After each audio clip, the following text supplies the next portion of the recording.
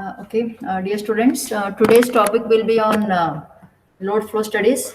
Previous videos I had discussed regarding singular transformation, primitive network, and its problems.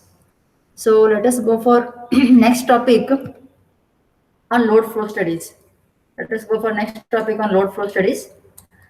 So in this topic, so here different methods will be there. Analysis of load flow problems will be there on like Gauss-Seidel method, Newton-Raphson method, decoupled, fast decoupled methods and all.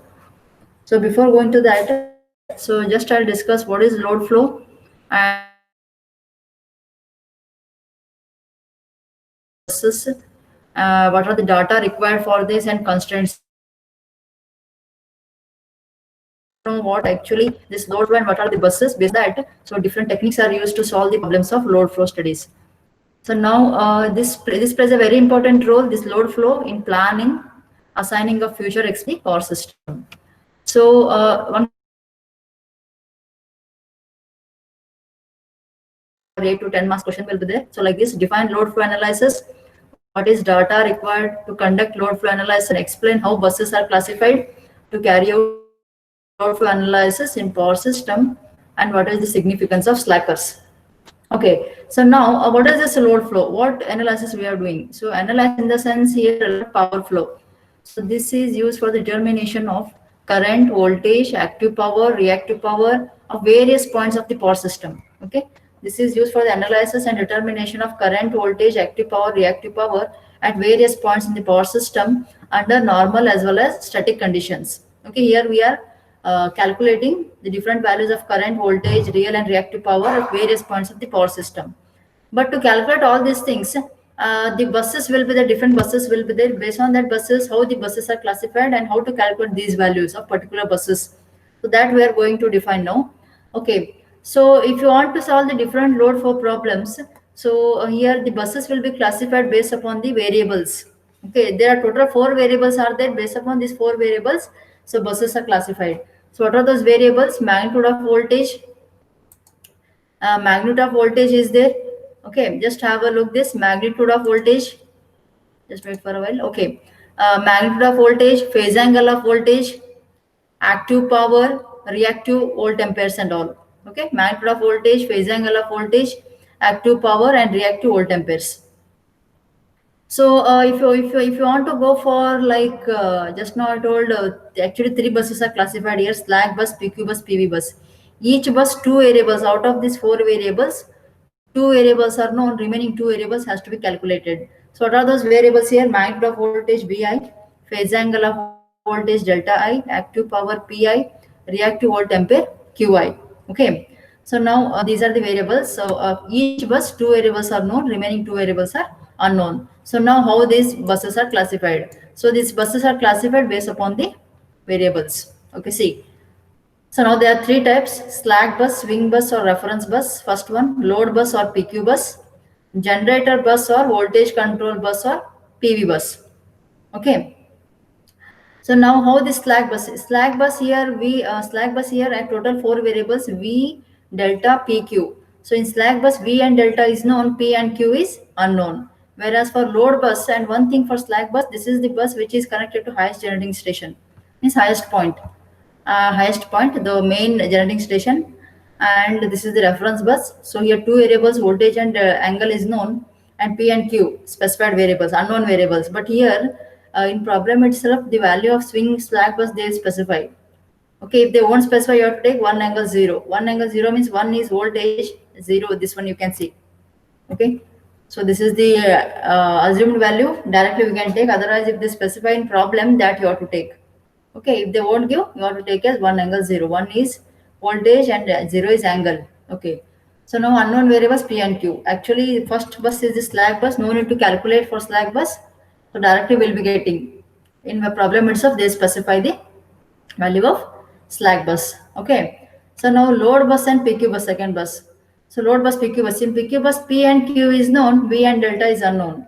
Okay, P and Q value they specify in problem. So you have to calculate for voltage and its angle for different buses. For example, if 3 bus system is there, first bus is slack bus, second bus is PQ, means second bus PQ, P and Q is known. So voltage of the second bus you have to calculate.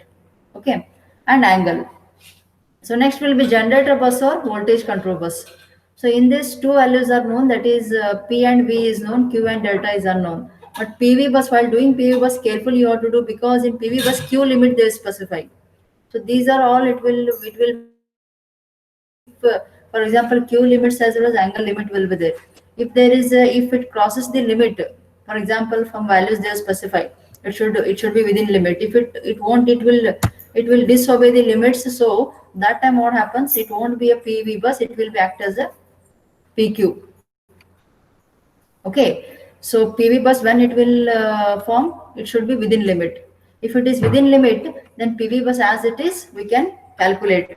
If it disobeys the limits of Q limits, then that time PV bus act as a PQ bus. So that time the PQ calculation has to be done. Okay, so that will be the next. You will come to know how exactly problems and all has to be done. But what you have to remember here, total three types of buses: slack bus, load bus, generator bus. Okay, slack bus V and delta is known, P and Q is unknown. Load bus P and Q is known, V and delta is unknown. Generator bus P and V is known, Q and delta is unknown variables. Okay. And if you want to go for detailed explanation, so what is this slack bus? I told slack bus, you can call a swing bus, reference bus, or a slack bus. So this type of bus, the voltage magnitude and the phase angle are specified, V and delta is known, and unknown variables P and Q. Okay, but actually you no need to calculate, only in problem itself these values they will specify. Okay, and this is the bus which is connected to largest generating station, and the slack bus is usually numbered as one, first bus actually. Okay, and if you want to go for significance, slack bus or swing bus is usually with the largest capacity of generator. It is connected to largest capacity of generator and given system connected to it. Okay, see for example, actually if some losses will be there, if losses in the system remain unknown, so what this losses, actually the generator, the swing bus, what it will do, it will supply the power difference between specified power and the other bus and the total system output plus losses. If the losses in the system remain unknown until the load flow solution complete, if losses remain unknown, so that time what happens, the sync bus is very much needed to supply additional real and reactive power to meet that losses. This is significance actually. Okay, so what it will do, if any losses remain unknown, if during the solution of load flow solution is incomplete, if it is not completed, that time swing bus needed, it will supply the additional real and reactive power to meet the losses. Okay, so in this type of bus, both magnitude and phase angle of voltage are specified. Otherwise, what you have to do, if they won't specify, you have to assume value 1 angle 0. Okay, so this is all about load flow, and these are three types of buses. Now what are the data required for load flow? What is the data required here? So data in the sense, each data having its own value. For example, system data, it may be generator data, it may be load data.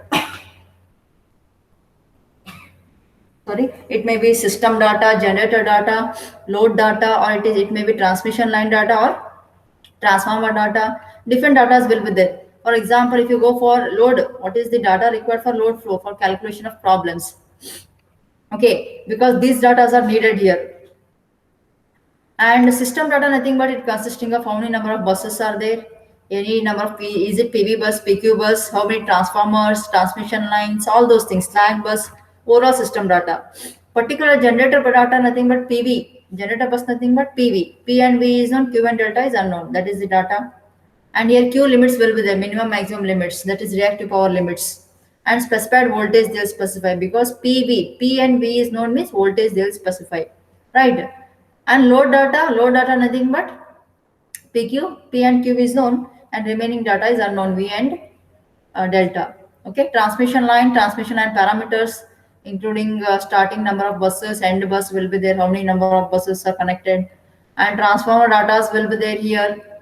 Okay, and here transformer you'll getting turns ratios and all. Shunt element data also will be there. It includes elements where it is connected, its admittance values and all. So these are the data for load flow. Okay, so what and all I discussed here. What is load flow? Because this question they'll ask, define load flow. It is due to what actually it is load for, nothing but power flow. For the analysis, what they will analyze here, they analyze, they determine the current, voltage, real reactive powers at various points in the power system. Okay, and how the buses are classified based on the variables. What are the variables? voltage, angle, real, reactive power. For each bus, two variables are known, remaining two variables are unknown. Based on that, total three are there. One is slack bus, PV bus, PQ bus, right?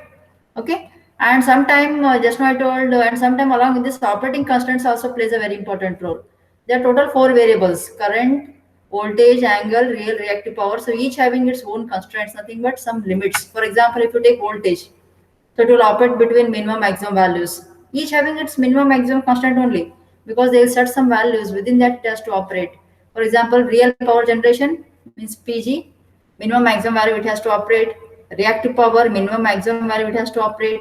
And angle also some limits will be there.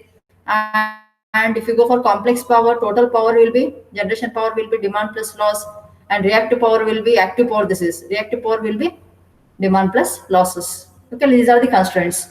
Okay, in this video summary, what and all I discussed: what is the load flow, what are the variables, how buses are classified, and what are the data required for the what is the significance of slack bus, data required for load flow, and constraints.